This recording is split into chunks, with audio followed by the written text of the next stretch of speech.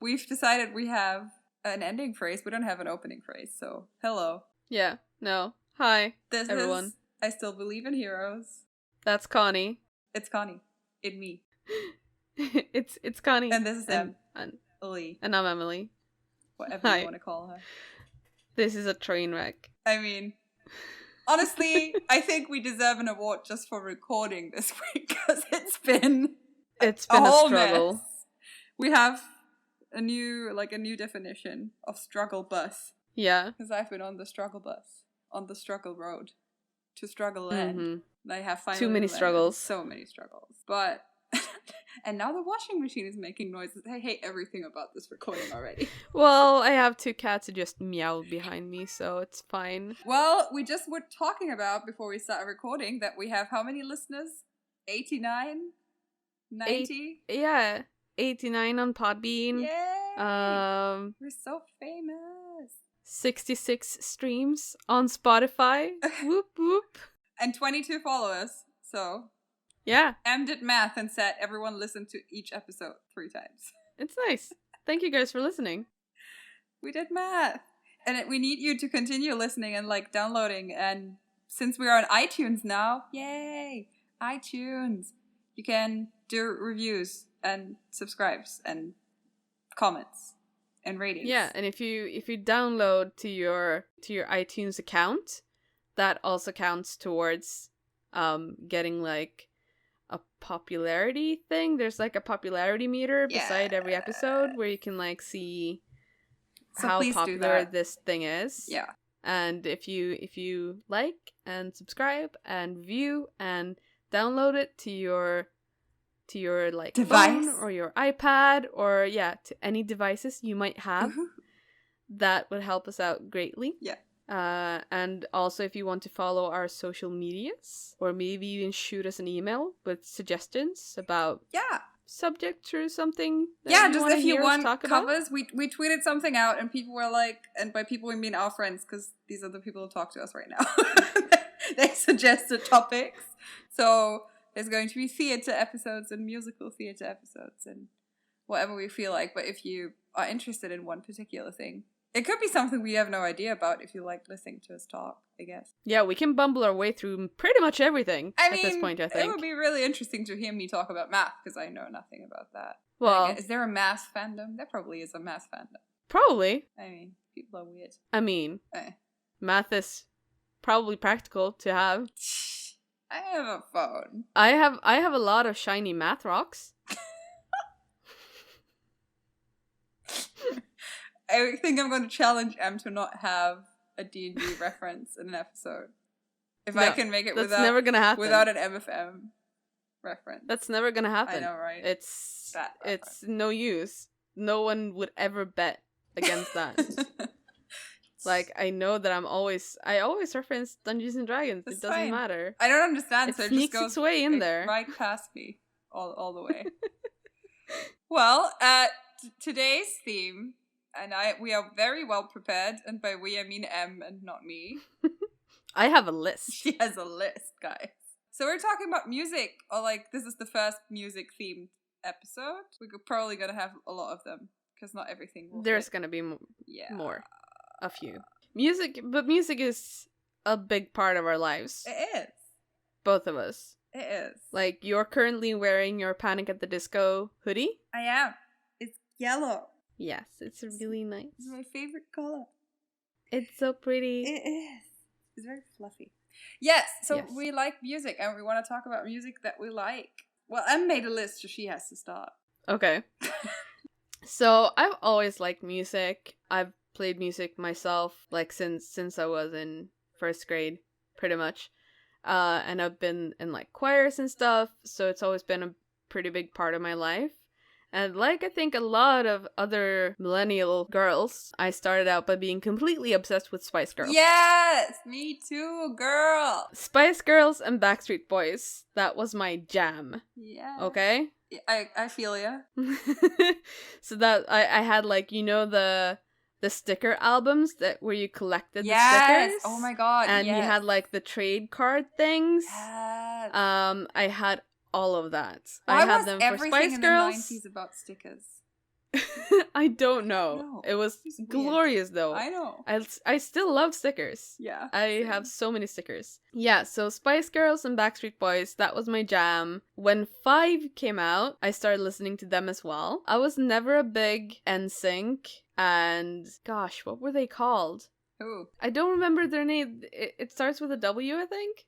Westlife? Yes. No one Westlife. in America will know who they are. Just like, I think they're Irish, aren't they? I was never really like, because I feel like those are like two camps. To either listen to like Backstreet Boys or Westlife. I feel like a lot of people were like, no, I didn't like Backstreet Boys. I liked Westlife, and vice that might be versa. true. But yeah, I started out with that, and then when Britney Spears came along, of course, that became another obsession. Yeah. I wasn't as obsessed as certain friends of mine who, like, they adopted the fashion and they learned the dances. I love Christina Aguilera now, but I didn't really like her then, and I don't know why I didn't like her then. But yeah, that was pretty much like what I listened to, and then I played the bassoon. Which is a logical consequence for my like the Backstreet Boys, and I played the bassoon. Of course. No, but I Such a genuinely nerd. think, Oh my god. because I've always been, like, we've talked about this before. Yeah, I was a pretty lonely child. I was a lonely child, okay? I played the bassoon, I sang in a choir, and I listened to Britney Spears. Did you do bassoon covers with Britney Spears? No.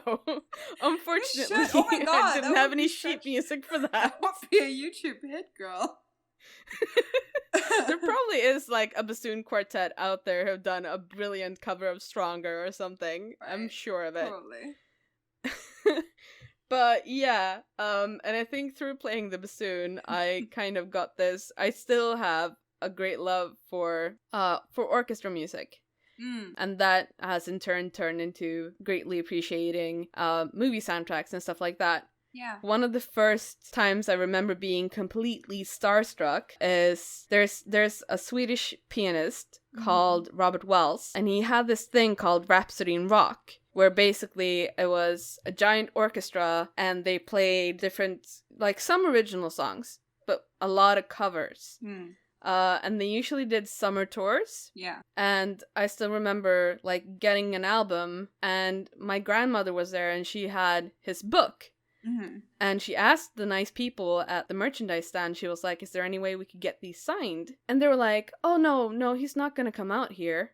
And my grandma was like, no, like, I'm not asking for him to come out here. I'm asking, like, could you like send someone to him and get them signed and then come back with the things? And they were like, oh yeah, we can do that. So I had my little booklet signed by Robert Wells. Aww. That got stolen later, so I'm sad that it's not here anymore, but it's still like one of those memories I have of like getting it back and like, oh my god, it's signed, this is so cool, this is so cool.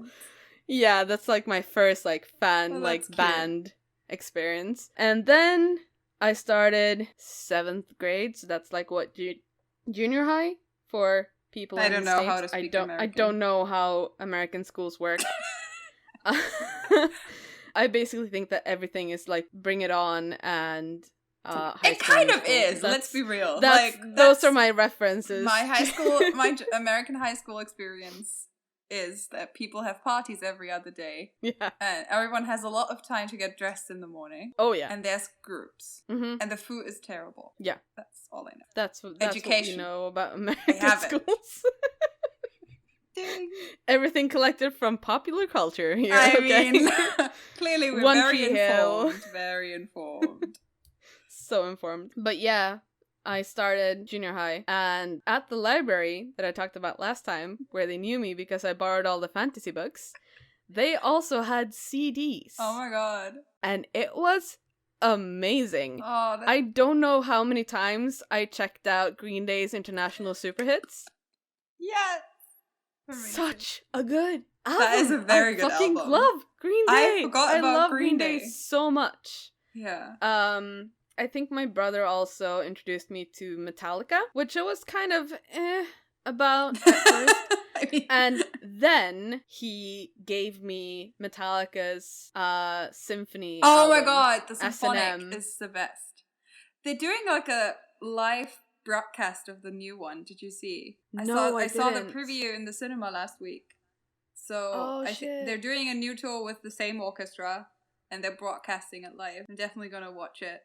I need to see if I can see that somehow. Yeah. God, because that was like those two albums were like, that was what I listened to. One week International Super Hits, next week Metallica Symphony, and just like switching back and forth. Yeah. And then through that, I started listening to Blind Guardian. Oh my god, yes. A German band. It is. Which is really, really good because they also have a lot of like the orchestra elements. Yeah. And then Linkin Park arrived. So that was kind of me being set on the road to being a complete emo. Oh my god, yeah. I don't have to talk anymore because like you're basically telling my story. So thanks for listening, guys. See you next week. Bye. Bye. And then it's like there is a Swedish band called Neverstore. Mm-hmm. But I don't think anyone outside of maybe Europe knows it. But they won like the EMAs. Mm-hmm. A couple of years in a row for like best pop punk act and stuff like that. They're really good, and I've met the guys multiple times, and like they're super chill dudes. And then of course like Paramore, Fall Out Boy, My Chemical Romance, Panic at the Disco. That was like all of my junior high and high school, pretty much. And then I started listening to The Academy Is, and through that, I think it was through that I found out about AFI. Mm-hmm. Do you know AFI? Is that the guys you went to see the concert of? No, that's Hattari. Yeah. That I went to see last week. Yeah. So I don't know about the other one. I saw them live in 2007. They're an East Bay hardcore band. Mm-hmm. They they had a massive hit on MTV called Miss Murder off of their album December Underground, and it's one of my least favorite songs of all time. But anytime I go to like karaoke and stuff and I look up AFI, it's the only song they have. And out of principle, I won't sing it because I don't like the song. They have so many much better songs. Yeah. The entire album they released before December Underground called Sing the Sorrow. Sing the Sorrow is one of those albums that I can go back to and listen to over and over again, and it never gets old. Mm-hmm. And through that, I got into 30 Seconds to March, which I don't listen to anymore because Jared Leto, basically. But seriously though, it was because I was into 30 Seconds to Mars mainly because of Tomo and Shannon, Jared Leto's younger brother, and Tomo is the guitarist who has now left the band. Yeah. After the third time that I saw 30 Seconds to Mars live, I was like, okay, I still like the music, kind of, because they're good songs, and I have a really big weakness for like arena rock music. I really love that. But when you've seen them live, if you see them live one time, that's fine. Like, you probably won't notice. Mm-hmm. But when you see them multiple times, you realize that this is not 30 Seconds to Mars. This is the Jared Leto show. I've only seen them once and I thought they sucked, but I wasn't a fan anyway. They weren't a great live band. I'm really sorry if I offend anyone. they're not terrible. Like, oh my god. Honestly, my favorite parts when I've seen them have been the times when Shannon has sung and or played guitar, because he plays the drums, so he doesn't usually get to do stuff like that. Yeah. He has stage fright, and I respect that, and he doesn't really want to get out in front of the crowd. He's comfortable having Jared handle that, so I get why that's an easy thing to fall into. But honestly, I like his voice so much better than Jared's voice. It's honestly it's a shame, but yeah, I'm not that into 30 Seconds to Mars anymore. And then like recently when I moved to Gothenburg, well, kind of before that, I had a brief but intense stint as a Jonas Brothers fan as well. Harking back to this old pop group. I mean, I honestly didn't know they were a real group until they made their comeback. I thought they were just a thing that... Sorry! I was very deep in my scene phase. I didn't know... I thought they were only the people in the Disney movies. I didn't know they were a real group. So when they made their comeback and I was like, oh my god, that's my childhood. I'm like, they were a real band? I didn't know that. The first time I went to London was actually to see the Jonas Brothers kick off their world tour. Amazing. It was actually really good because Demi Lovato opened up for them, and boy, can she sing! She can. She is amazing live. And then, of course, I went to my first convention and I just discovered Loudon Swain. And Jason. And Jason Mans. I started listening. I think Imagine Dragons made their breakthrough about 2012 or something like that. Yeah, and must I started have been listening around to them. that. Yeah. And I started listening to Bastille as well. And I actually just recently started listening to Hozier, like, properly. Oh, I love him. I never really gave him, like, I listened to Take Me to Church. As everyone on Tumblr did. I mean, of course, I mostly was in love with that video of the ballet dancer and that. Yeah. But yeah, I recently started really listening, good. like, properly listening to his songs, and like, I need him. Like, he's an archfey. I'm convinced of it. He has some sort of, Possibly. like, supernatural power. I don't know how to explain He's a him spirit. in any other With way than that. spirit. Yeah. He's like Florence Welch. So he's like on that same realm. Yeah, it's like those two operate on the same level. Yeah. Absolutely. Florence and the Machine also made the soundtracks for Final Fantasy 15, which is one of my absolute favorite I video love games Florence of all and the time. Machine so much. And yeah, like 21 Pilots, Yeah. of course. They're okay. They're okay, I guess. Yeah. I mean, it's not as if I obsessively wore that bandana for like 3 months or anything after I saw them live. It's yellow. Because I didn't want to forget the feeling. No, but like, I really love 21 Pilots. That's probably the biggest band that I'm a fan of right now. Mm. And then for anyone who ever watches Eurovision, if you saw Eurovision this year, I discovered Hatari through that. Mm-hmm. They're an Icelandic band. I think people would say they're controversial. Mm-hmm. Are they probably the are. political protest people? Yeah. They're the ones With that the pulled Palestine up the Palestine flags in Israel. So last week I saw them live. Didn't even know that they were gonna be in town until earlier the same day. You were like, guess I'm going. I'd seen Kraftwerk. Kraftwerk. Yeah, a German band. Again, Germany has a lot of good bands. I also listened to Tokyo Hotel back in the day, by the way. They're not a very good band. No, they're not a good band, but I very just had to good band. mention it. On the I don't claim topic them. of German bands. Please, no. Yeah, but like... They have there's good a bands lot like of- there's a Tokyo lot of- Hotel. I'm offended. I'm unfollowing you. I almost feel like I committed, like, I don't know, some sort of cardinal sin mentioning Tokyo Hotel and Kraftwerk in Yes. the same sentence. You have. You're not allowed to go to Germany anymore. We're like revoking traveling. Sorry. No more Rockwood for me. Nope. Darn it. I went to that on Friday, and then I was talking to a friend on Saturday when we met for another thing, and she was like, "Oh, are you coming to this festival? There's like a 1-day festival for like electronic bands." And I was like, "No, I don't know what you're talking about." She's like, "Oh, but Hatari is playing, and I thought you listened to Hatari." And I was like, yeah, I fucking love Hatari. Like, what? Of course I want to go." She's like, "Oh, it's sold out though." I'm like, "No! Why are you telling me this if it's sold out?" She's like, "Oh, but it's fine. I can fix it because her boyfriend's brother had a ticket, but he was like, 'No, I'm not gonna go.' So I got to buy his ticket for half the price. So I got to see Hatari as well, and they were fucking amazing. That's great. So good. Yeah, that's you. my history. That's my history with music. What about you, Connie? Oh my god, thank you for asking. Okay. I mean, I think the beginnings are pretty much the same. So I come from a very musical family, I want to say. So basically everyone in our family plays at least one instrument, and we all start singing at a very young age. And music was very important in my education process, and I started playing the violin when I was 5. I haven't played in like 6 years, so I don't know if I could still do it. I play the guitar very badly, but I try. So that's like it. And as I said in the first episode, I liked opera when I was 3. And I'm named after Mozart's wife, so my dad is a classical music nerd. So there's a thing that's happening. My brother's named after Bach, so that's another composer. Yeah. Bach, I'm sorry. Yeah, so classical music's always been around. I also grew up on the Beatles, so I grew up on Mozart and the Beatles, basically. Because my dad is a very big Beatles fan. He went to a Beatles concert in like 1963. Ooh. And he still has a ticket. He doesn't have a picture of his children in his office, but he has his framed Beatles ticket. So that's actually really cool, though. That's like me. Like, children? I don't know, though. This is a concert ticket.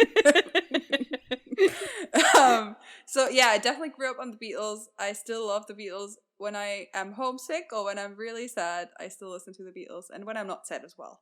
Mostly in the summer, for some reason. It's always been summer music for me. And recently I saw yesterday the movie. Mm-hmm. Have you seen the trailer for that one? I have. I really wanted to watch it, but I missed it. It was so extremely sweet. It was such a feel-good movie. Yeah. So yeah, that's something I grew up on. And I think the first groups I liked, the Spice Girls were definitely up there. I wasn't that big of a Backstreet Boys fan. I liked Aaron Carter because he was like my age. Yeah. When he had his one single that he put out. What was it called? Crush on You? Was it that one? Something with Crush, I can't at really least. sing it anymore.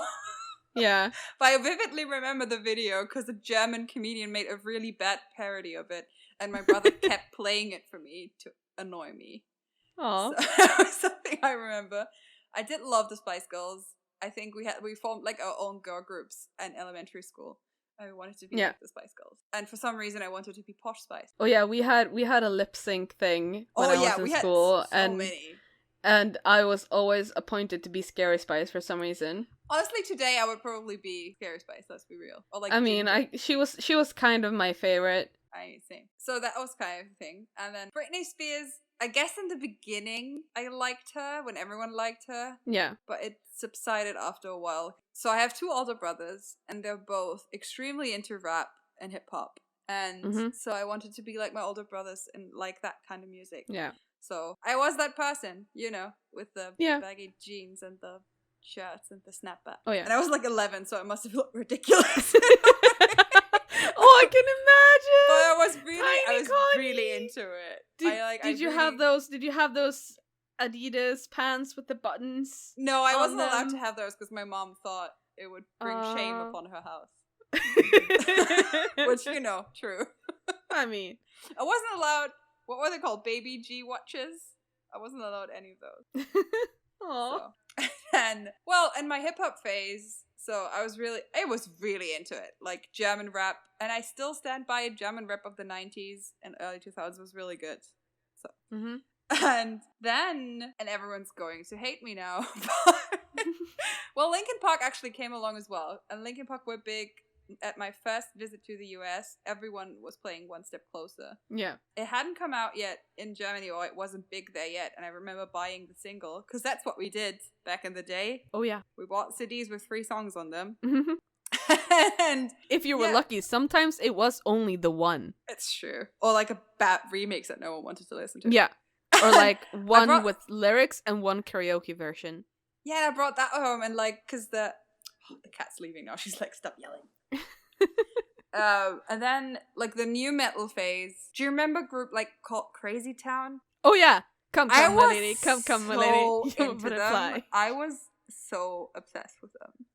And because it was still kind of rap, but not really. And then I was like, I kind of like guitars. And then Avril Lavigne came along.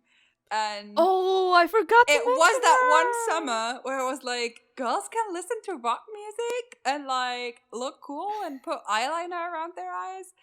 And from one day to the other, I was like, I like rock music now, and like going like this. And I actually went as her for Halloween when I lived in Visby. Well, I did. That was like I did the whole tie thing and bought Converse and everything. Yeah. And then I was like, I like rock music now. And my oldest brother, who had always liked rock as well as hip hop, came downstairs, and I will never forget it. Came downstairs from his room, and he handed me like a stack of CDs. I was like, educate yourself. And it was like, it had everything. It had Rage Against the Machine, Nirvana, Green Day, The Offspring, Metallica. Well, I keep forgetting everything else. So he was like really into that kind of music, and Korn and that kind of stuff. So Avril Lavigne was soon a thing of the past. Because I was like, oh, this is real music. I get it. Avril Lavigne is kind of tame compared to like Korn. I mean, and then I was like, I like evil music now. That was basically me.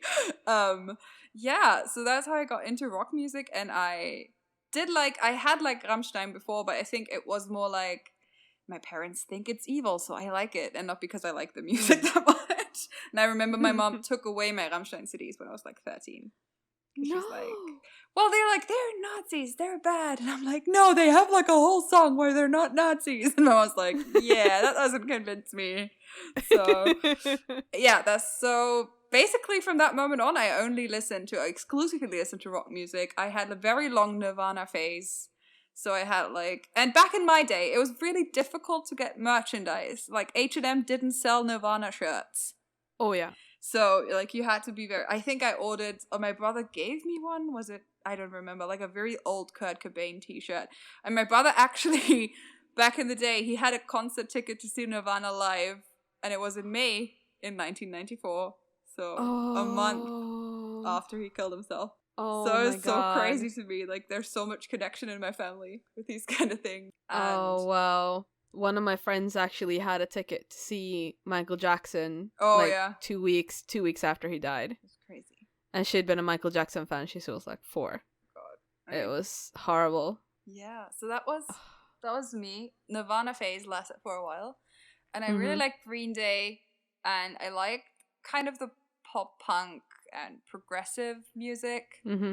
And I discovered my, until this day, favorite band, Incubus, when I was like 13 or 14. There used to be, music was played on MTV. And there was even an MTV2 in Germany, at least, I think. Oh, yeah, we had it as well. Which only played like progressive and like alternative stuff. And I saw a video of Incubus. I was like, yep, I think I love them. And I do to this day. They're my favorite band. It hasn't changed. And and then I had a phase where I was more into like metal and like more hardcore music. So I liked Slipknot and like Deftones and Tool and all these kind of things. Very loud music that I don't enjoy much anymore. I mean, I do some things, but like I couldn't probably not listen to Slipknot with a straight face. I love Corey Taylor. I love when he sings. Yeah, doesn't yell too much. So, like, what was it? Like, a couple of years ago when he sang at the Supernatural convention with Jensen? Do you remember Corey Taylor? It was, I woke up to Twitter and I thought I was tripping. I was like, is this the guy with the mask? What's happening? It was weird. But that's there's an episode of QI where he's a guest. He's a very smart, very educated man, and he has a very he's super funny and super clever, and like he's really cute, actually. I mean, cute, not my type. I mean, I think he's good looking. Yeah, ish. And he was kind of adorable, being like, "Oh, shucks, I thought he's no. a very like he seems like a nice guy in the best. Yeah, way. He seems like a good person. Yeah, so that's what I liked, and that's more of the metal phase, and I completely, like, I rejected the rap and the hip-hop. That wasn't me, like, I was a very true fan of everything. I went to my first concert because, like, for years and years, my mother wouldn't let me to concerts, and she kept saying, like, no, you can't go, which is why I don't have an embarrassing first concert. You know how you have, like, I went to see... Oh, only German bands are coming to me now, but like I went to see this famous band and I was like, yeah, that's great. My first concert was Incubus, so like my first concert was my favorite band. Yeah, that's kind of the thing, and I really like concerts. And then around when I was 14, 15, I got into Japanese music.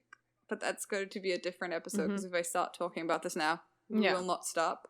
So I like Japanese music, Japanese rock music or visual kei. And that was my life for the longest time. And I think all the other bands were kind of on the back burner. But I was a big emo, so I liked all the things. Like, I liked Paramore and My Chemical Romance and Death Cab by Cutie and all these kind of things. So, like, and Panic, obviously. I still love them. But it was like, at the point, Fall Out Boy, obviously. So back at the point, emos look very similar to people who listen to visual kei music. Oh, yeah. But we wanted to be different. So someone called me emo. I was like, no! I like Japanese music. Basically. And also around the time, Tokyo Hotel came around and stole that look. And everyone was like, so you're a Tokyo Hotel fan now? I'm like, no! It's kind of funny though, because there's a Swedish band. I don't even remember what they're called right now, but one of the members in that band, he has a son, and this son has a stage name Yuhio, and he's a visual kei. There was a... and he looks basically like a blonde version of, I can't even remember his name, this lead singer in Tokyo Hotel. Bill. Yeah. I know things. He looks, he's pretty much a blonde version. He is blonde now, I think. Yeah. One of the guys from Tokyo Hotel is married to Heidi Klum. So that's a concept I still haven't understood. Yeah. So that's a topic for a different time. No, and I was into Japanese music, and the funny thing was I was very set in my ways that I could only listen to this type of music. Like I couldn't listen to any other music except for like the classical stuff, obviously, because I was playing it. Yeah. And I'd always had a sort of like a weak spot for musical theater, always. And then a friend of mine introduced me to a Korean band back in the day when K-pop wasn't mainstream. I have to remind everyone that this wasn't a thing that was in the charts, or like it wasn't a thing. Yeah. So there was a Korean group called Big Bang. They're like... Oh, I know about them. Yeah. They were pretty famous, I think, on the internet. And then they do... Yeah, they were Tumblr famous. And they do kind of like R&B, hip-hop stuff, pop-ish, K-pop. Yeah. So I was like, well, if I like this kind of music, like, I can like other music. And that opened up so many doors of like, I don't have to restrict myself to people with guitars yelling things. I can like multiple genres at the same helped. time. And who would have ever before guessed? That happened in Japanese music, I had my boy group phase when I was about 22. So I got into Japanese boy groups. Oh, I'll talk about that later.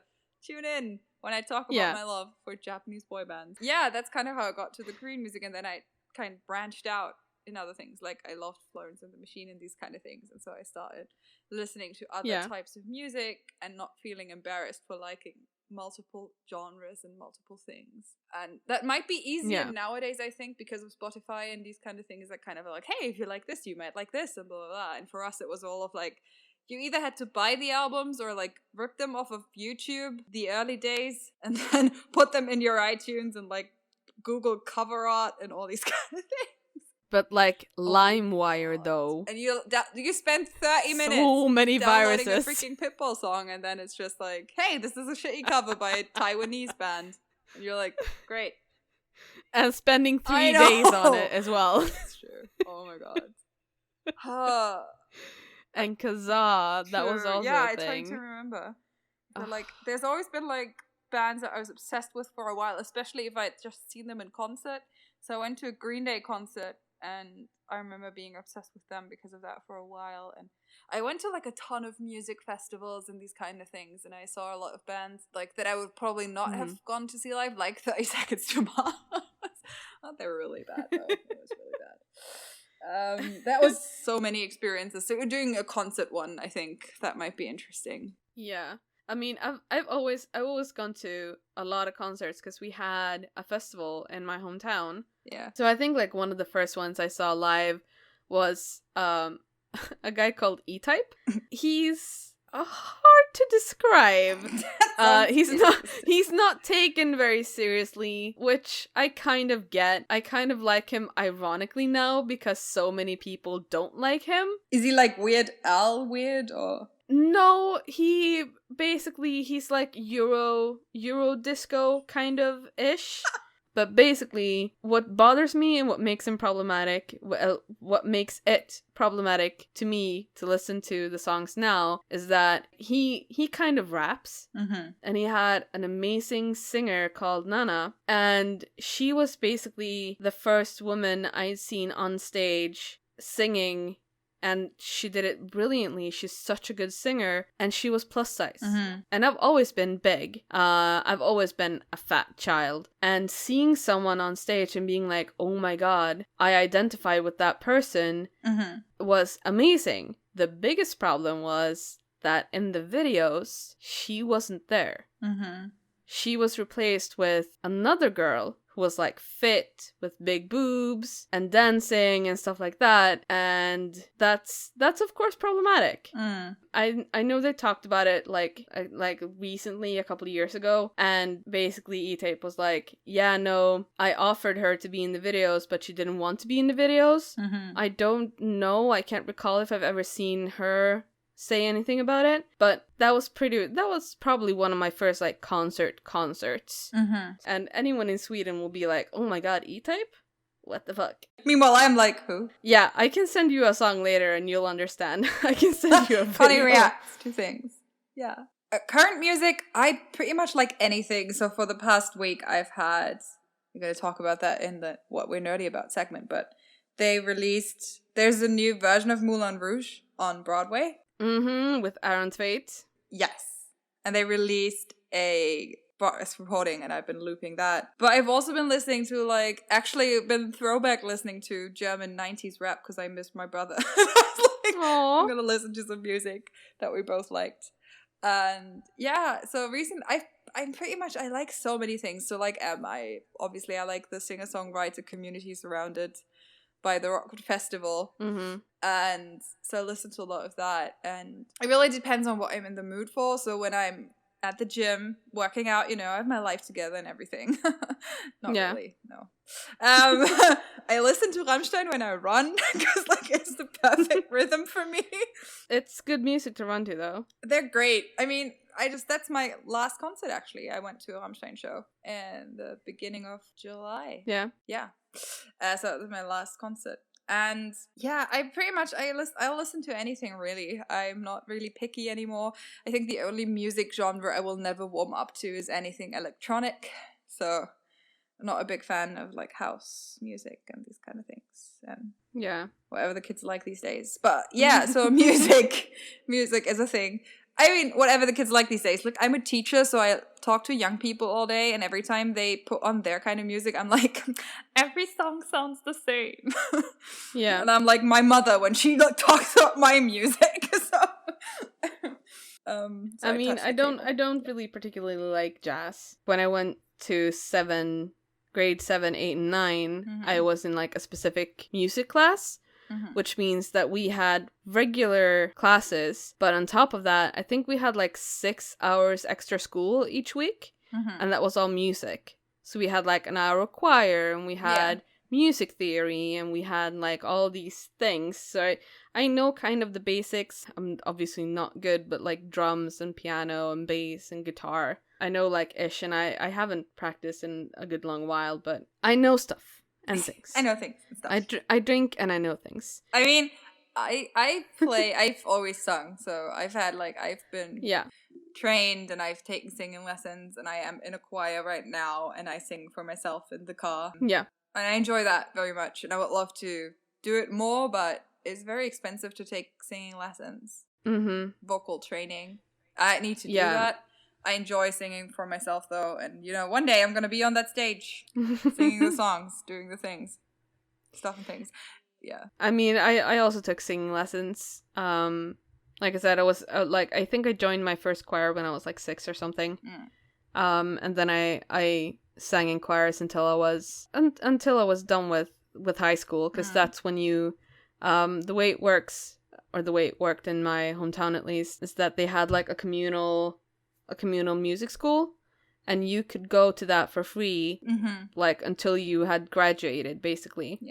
So that's where I played the bassoon, that's where I played in the orchestra, that's where I took singing lessons, I sang in a cover band. I mean, I loved doing that as a child. We had this thing with 3 other music schools in the area where we would get together once a year. We would get together, so every 4 years we would be in my hometown, and then we'd switch towns around, and we'd play and would form this one massive gigantic orchestra. And one year we played the soundtrack to Pirates. We had a Pirates of the Caribbean medley, and that was probably one of the coolest things I've ever done in my life. Just sitting in that orchestra and being okay, this is 50 or 60 people strong, or it could have been even more than that, and just starting the That was it. Like, I still have chills thinking about it.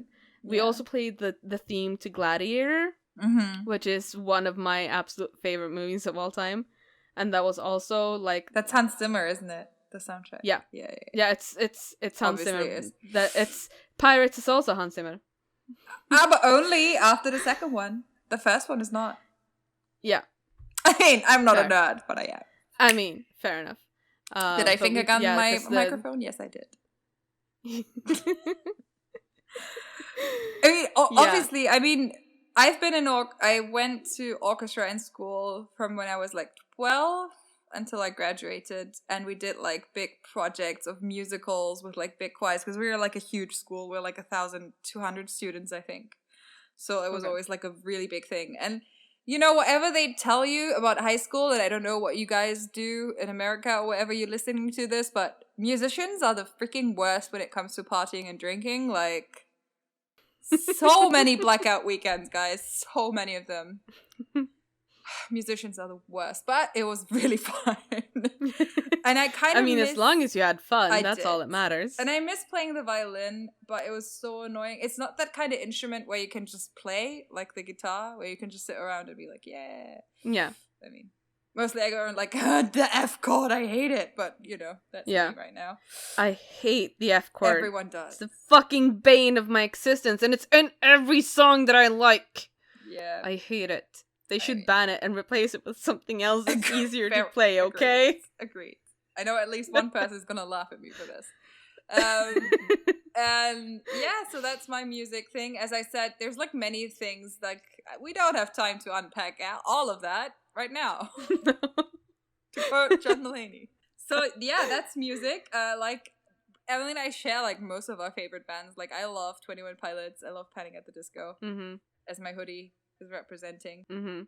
It's still super weird to me seeing bands grow. I mean, we're going to talk about that at the concert stage, but like the first time I saw Panic was in a very, very small venue compared to where I saw them now.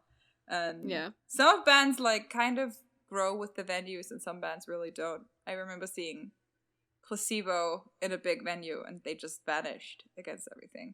So it was a bit disappointing. But Biffy Clyro were the supporting act, and I love Biffy Clyro. So shout out for introducing me to them. Yeah, so I think that's music, isn't it? Yeah. Do you have more to add? We'll elaborate on all of those things. You can ask us questions about our very, very musical past.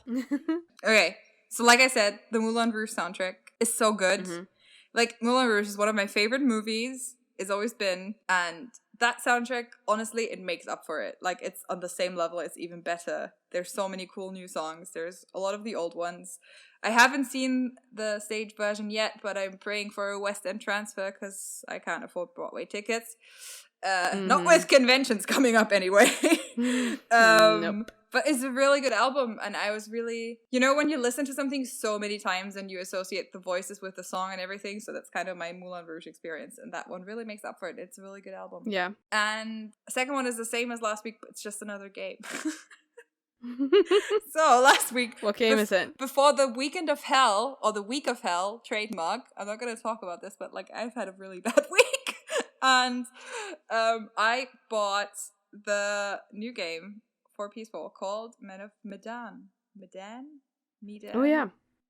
So it's made by the same company, and I'm blanking on the name, who made Until Dawn, which is a classic scary game. And they made this new game, which is also scary as fuck. Like, I played the first 2 episodes during the night, and I was like, you know what? I'm not gonna do this. I played it during the day because it was so scary.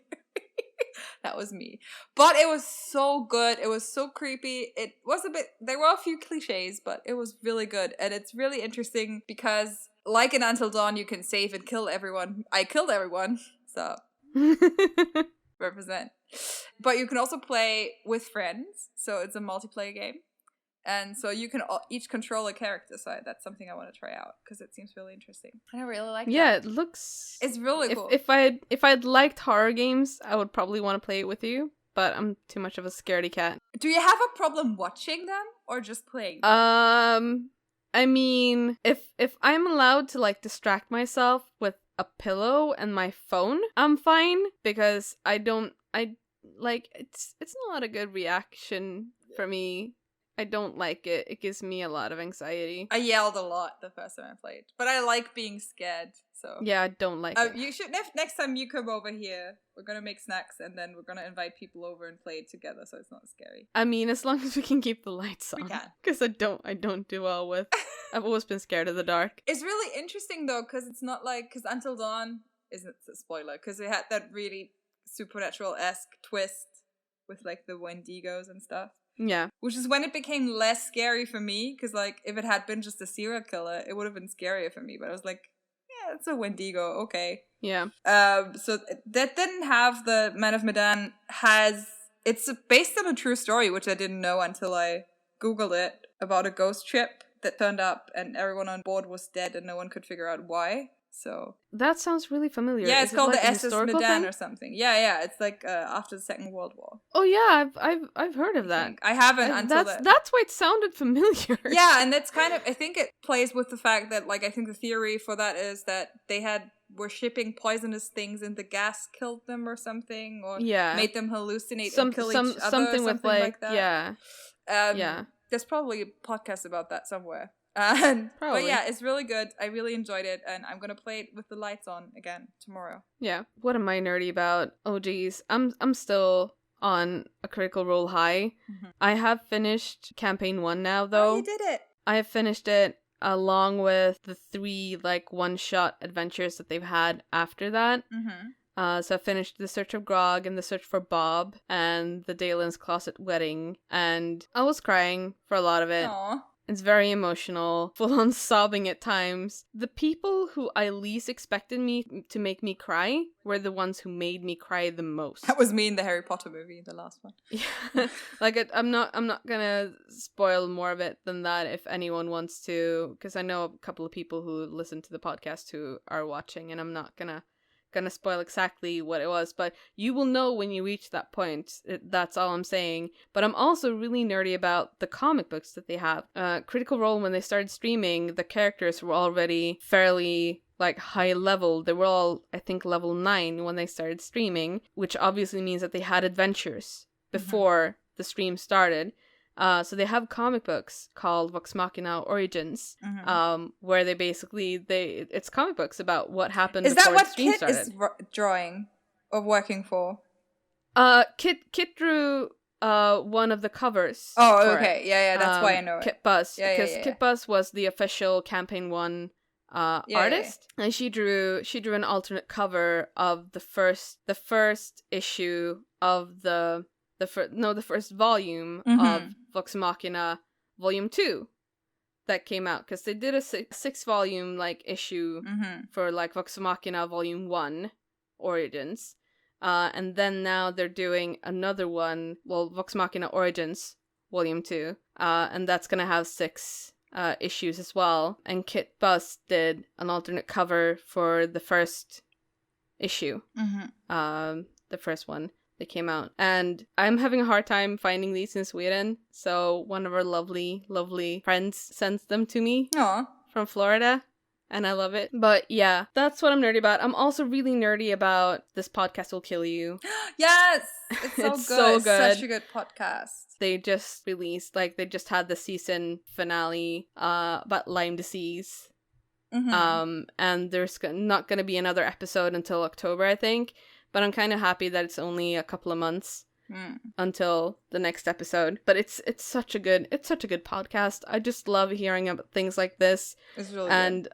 I love pretty much everything about it, to be honest, because their approach to everything is so good. It's educational. I always learn something new. Yeah. But not in an annoying way. That's why I like it. No, it's never like in a demeaning way, like, oh, why didn't you know about this? But it's always like, so this is this thing, and if you've never heard about this thing, it works like this, and they explain everything, and it's really cool. For the last week, I've put on an episode and fallen asleep to it, because it's a good background noise, but it's also really, really interesting, because I always listen to the episodes first, and then I have it as like a background noise, because it's just pleasant to have. It's right. They have, I like all of it. Yeah. I just like it.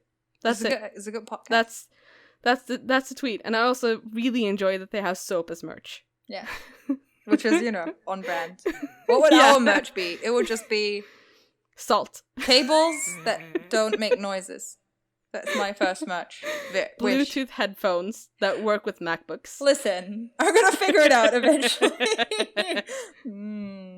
Well, thank you guys for the support. It's been really sweet having all our friends and some not our close friends, but like people who found us, people who told us they like the podcast. It means a lot to us. Like, as we said, we're gonna do this even if no one listens, but it's cool to have people listen. Yeah. Not gonna lie. It's really nice to have interactions. Yeah, everyone. And just shout at us, even if you didn't like something, like tell us. We'll probably not respond, but yeah, tell us like if you really think that I'm an idiot for not liking Westlife. Like, that's okay. You can yell at me for that. I mean, we're all the Americans. Who's Westlife? I don't know. My American voice. But yeah, is really make sure to follow us on Twitter and Instagram. We're at Still Heroes. I'm not gonna spell it because that ended badly the last time. I mean, you guys know how Still Heroes works. Yeah, and please like our Facebook page. You can leave reviews on Facebook pages, by the way. Do that. Yeah. Do it. Yeah, and like download the episode off of Podbean. Go listen to us on the Nerds and Beyond site. Mm-hmm. Do all the things. Interact with us. We like it. Yes. We want to talk to you. We have a sign up. Yeah. Stay classy, nerds. We love you 3000. Bye. Bye.